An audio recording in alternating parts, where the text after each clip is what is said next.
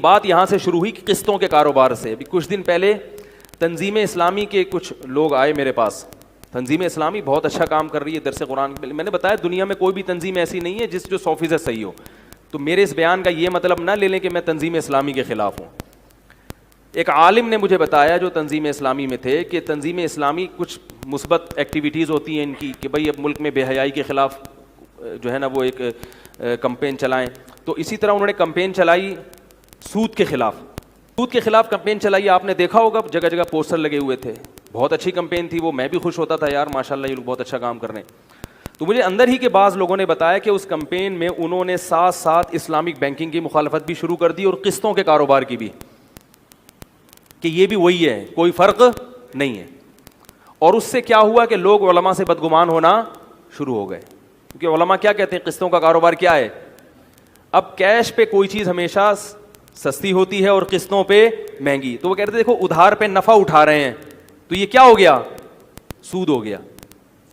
خیر تنظیم اسلامی میں جو چند علماء تھے انہوں نے اس چیز کو روکا, ورنہ تنظیم اسلامی ٹھیک ٹھاک بدنام ہو جاتی. انہوں نے روک لیا اس چیز کو, اچھی بات ہے. لیکن روکا کس نے؟ جو باقاعدہ مدرسے سے فارغ تھے. بھئی ایسا نہیں ہے. تو میں یہ عرض کر رہا ہوں کیوں اخلاص ہونا کافی نہیں ہے. آپ اگر سود کے خلاف بھی کمپین چلا رہے ہیں تو آپ کو سود پہ باقاعدہ عبور ہونا چاہیے کہ سود کی ڈیفینیشن کیا ہے. عوام پتہ ہے کس پہ جاتی ہے؟ حکمتوں پہ.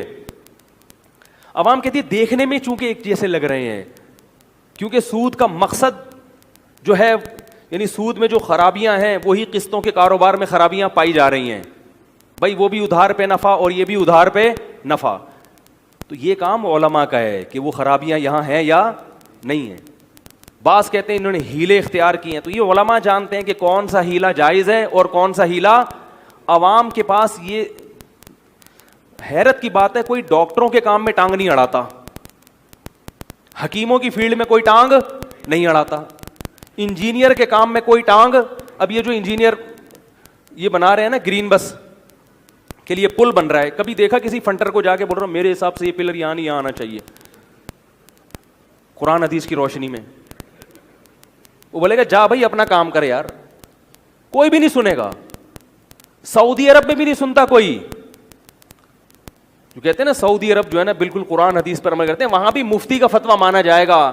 وہاں کسی شخص کو انفرادی طور پر قرآن حدیث کی روشنی میں فتویٰ دینے کی ضرورت یعنی اجازت نہیں ہے. وہاں بیٹھ کے کوئی کہنا میں قرآن حدیث کو مانتا ہوں اور میں کسی مفتی کے فتوے کو نہیں مانتا, حکومت فوراً اسے کیا کر دے گی, اریسٹ کرے گی, گرفتار کرے گی. تو کون ہوتا ہے یہ اتنے جو ہم نے ادارے کھولے ہوئے ہیں, یونیورسٹیاں کھولی ہوئی ہیں, یہ بیکار کھولی ہوئی ہیں. یہ صرف ہمارا ملک ہے جہاں فری چھوٹ ہے. کوئی بھی اٹھ کے جعلی حکیم بھی بن جاتا ہے, جعلی ڈاکٹر بھی بن جاتا ہے اور جعلی مفتی بھی بن جاتا ہے. اور پبلک کہہ رہے ہیں بات چونکہ دلیل سے کر رہا ہے لہذا اس کی بات میں دم ہے. تمہیں پتا کیسے چلا کہ دلیل سے کر رہا ہے کہ نہیں کر رہا؟ تمہارے پاس اتنا علم کہاں سے آ گیا؟ تمہیں کیسے پتا چل گیا کہ یہ جو بات کر رہا ہے یہ واقعی مستند ہے؟ دیکھو دلیل کو پہچاننے کے لیے بھی کچھ صلاحیت ہونی چاہیے.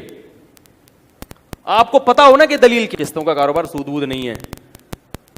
تو یہ جو کہتے ہیں نا کہ سود ہے اور اس میں یہ تو ویسے ہی ہے, اس کی اتنی بے وقوفوں والی دلیل ہے یہ اس کو سود قرار دینا. بھی میں اس پہ جاؤں گا تو بات یہ جو قرآن میں آتا ہے نا احل اللہ البیع وحرم الربا, جب سود حرام ہوا ہے نا تو مشرکین نے یہی اعتراض کیا تھا کہ قسطوں کا کاروبار تو جائز ہے بھائی اور سود حرام ہو گیا. تو اللہ نے اس پہ آیتیں نازل کی احل اللہ البیع, بے حلال ہے کیونکہ اللہ نے حلال کیا اس کو, چاہے وہ قسطوں پہ ہو یا کیش پہ ہے تو وہ بے. جب خرید و فروخت کا ایگریمنٹ ہے تو وہ جائز ہے اور ربا کیا ہے, حرام ہے. تو یہ تو آیت کا شان نزول ہی بتا رہا ہے کہ جو بے ہوگی وہ حلال ہوگی اور اس کے علاوہ جو سودی ایگریمنٹ ہے وہ کیا ہوگا,